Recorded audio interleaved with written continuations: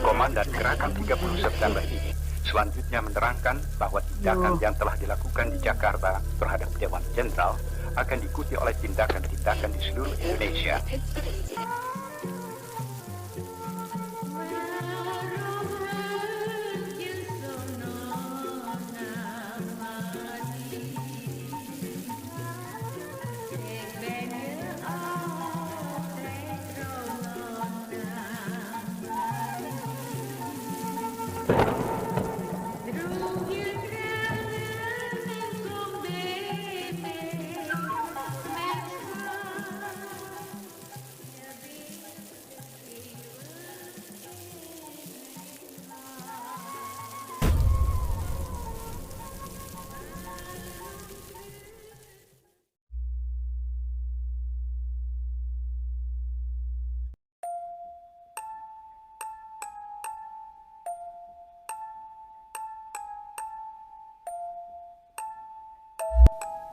Assalamualaikum warahmatullahi wabarakatuh.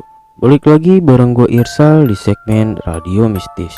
Di segmen ini gue bakal bawain cerita yang kita ambil dari berbagai sumber dan cerita kiriman dari sobat Mystic Hunter.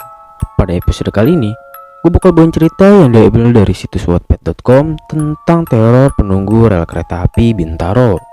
Bersembunyilah di balik selimut kalian dan pasang earphone kalian, karena cerita yang gue bawain kali ini bakal bikin bulu kuduk lu merinding. Ya udah, nggak pakai basa-basi lagi, kita langsung fokusin aja ke ceritanya. Cerita ini bermula pada suatu malam yang dingin di kawasan Bintaro. Saat itu Bintaro terlihat sepi dari lalu lalang warga. Kesibukan ibu kota yang padat ini seolah sudah berubah saat jam melewati pukul 10 malam. Walaupun kawasan Bintaro ini menjadi salah satu kawasan yang padat penduduk, akan tetapi semua berubah saat gelap menguasai langit.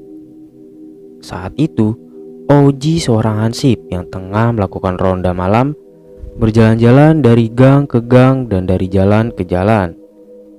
Sesekali, ia juga menyalakan rokok dan menghisapnya untuk menemani ronda malam ini. Sambil menyorotkan lampu senternya, pria usia 30 tahunan ini pun berjalan melewati jalan-jalan yang gelap. Ia juga tengah sibuk membalas pesan-pesan dari temannya di handphone miliknya itu. Sambil bersenandung dan bersiul, Oji berjalan agak menjauh dari rumah-rumah warga saat situasi sudah dinilai aman. Ia berjalan menuju jalan yang agak lebar dan berbelok ke sebuah palang perlintasan kereta api. Di sana ada sebuah pos di mana temannya yang bernama Opan sedang berjaga malam juga di pos hansip dekat jalur kereta api itu.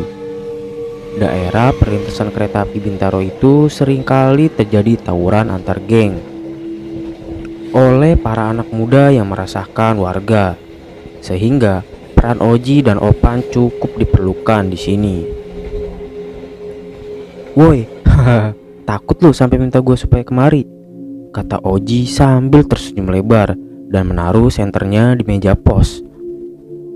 "Ah, bikin gua kaget aja lu," jawab Opan. Oji kemudian duduk dan meminum sebuah kopi yang ada di meja Opan. Saat itu suasana memang sepi. Akan tetapi Opan tetap bertahan di posnya itu. Mereka bersantai sejenak sambil menikmati sejuknya angin malam. Sesekali juga mobil-mobil lewat jalan yang mereka jaga itu. Lantunan musik dangdut terdengar dari speaker handphone Opan.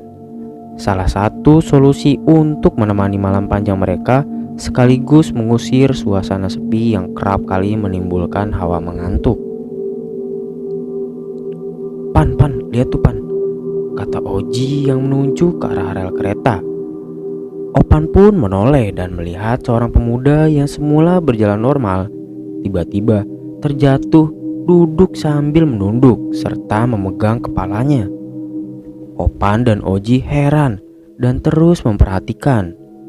Mereka tak langsung menghampiri pemuda itu karena biasanya menjadi salah satu modus kelompok begal. "Woi, lu mabok?" teriak Opan dari dalam posnya.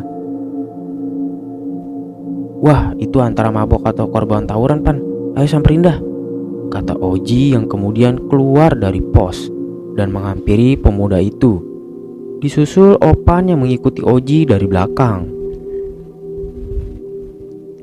Setelah memasuki kawasan rel kereta, Opan dan Oji sampai di belakang pemuda yang mereka curigai mabuk itu.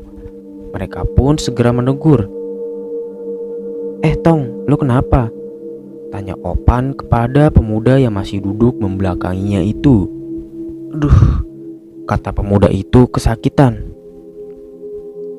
"Abang, tolongin saya dong bang. Nanti abang minta upah berapapun saya bayar. Yang penting tolongin saya dulu bang," lanjut pemuda itu. "Wah, rezeki nih," kata Oji. "Tong, kita ini hansip. Kita ini bertugas menjaga suasana malam sekitar sini supaya aman. Kalau lu butuh pertolongan, sudah menjadi kewajiban kami untuk menolong. Dan jangan khawatir soal bayaran, karena kami dibayar oleh pemerintah. Ya tapi kalau lu mau ngasih buat beli-beli rokok mah gak apa-apa dah," kata Opan kepada pemuda itu. "Tolong bang, tolong carikan mata kiri saya," kata pemuda itu yang kemudian menoleh dan memperlihatkan mata sebelah kirinya yang hilang berlubang. Oji dan Opan kemudian lari kocar-kacir melihat penampakan menyeramkan itu. Sudah jelas bahwa yang dilihatnya itu bukanlah manusia, melainkan setan penunggu rel kereta. Sayangnya, mereka berdua berlari tak tentu arah dan malah menjauh dari pos. "Aduh Ji, sial bener dah ketemu setan kayak begitu tampangnya," kata Opan yang akhirnya berhenti di sebuah warung yang tutup. "Kenapa sih bang?" tanya seorang perempuan yang kebetulan melewati mereka. "Itu Neng, ada setan, serem banget Neng, hati-hati," jawab Oji. "Ah dasar jadi hansip, bukannya bikin suasana aman malah nakut-nakutin saya," kata wanita itu sambil berjalan pergi dengan wajah juteknya. Oji dan Opan yang masih shock pun membalas perkataan wanita tersebut. Mereka terlebih dahulu mengatur nafas dan mengelap keringat. Sesekali mata Opan melihat ke arah wanita itu yang perlahan berjalan menjauh. Wajar saja, wanita itu memang memiliki bentuk badan yang bagus dan tampaknya seorang penyaji malam. Oji pun berpikir demikian. Ia juga melihatnya dari ujung kepala sampai ke bawah. Namun mata mereka berhenti saat melihat kaki wanita itu. Kaki wanita itu putus di bagian lutut dan berjalan mengambang. Darah merah pun menetes dari dalam kaki wanita yang putus itu. "Setan!"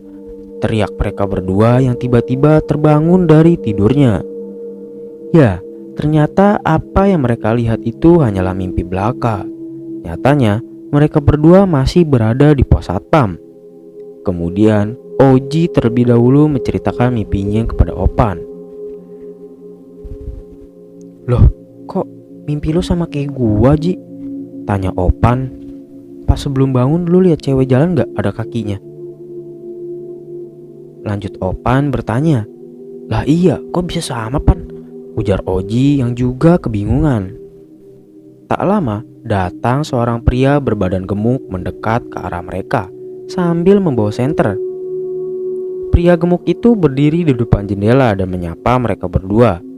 "Kenapa lu bang? Gue lagi jalan dengar suara lu pada teriak." "Hahaha," kata pria tersebut sambil tertawa dan menyorot mereka berdua dengan senter. "Alah, gak usah ketawa lu," ucap Oji yang kesal. "Iya, lu belum tahu aja rasanya dapat mimpi ketemu setan, minta dicariin matanya. Ya mana gue tahu, cari aja sendiri," kata Opan yang kemudian membuat mereka semua tertawa-tawa. "Matanya ketinggalan di kulkas kali bang," ujar pria gemuk yang mencairkan suasana tegang malam itu. Iya bisa jadi, hahaha," kata Oji sambil tertawa lepas. Ngomong-ngomong bang, gue masuk ya," kata pria gemuk itu.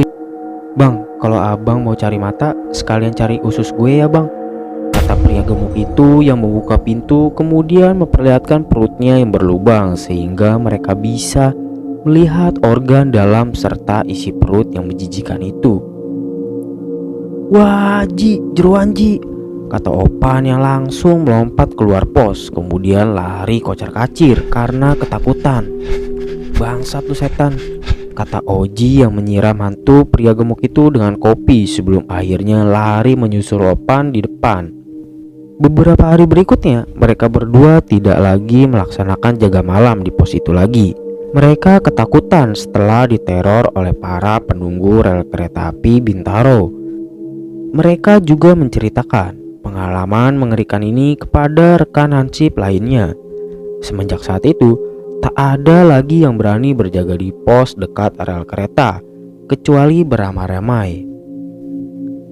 Cerita pun selesai. Tapi sebelum kita berpisah, gue mau infoin lagi ke Sobat Mystic Hunter. Buat lu yang punya pengalaman mistis dan mau kita bawain di segmen Radio Mistis, lu bisa kirim lewat email yang udah gue cantumin di deskripsi. Gue Irsal, menceritakan apa yang kalian tidak percayai.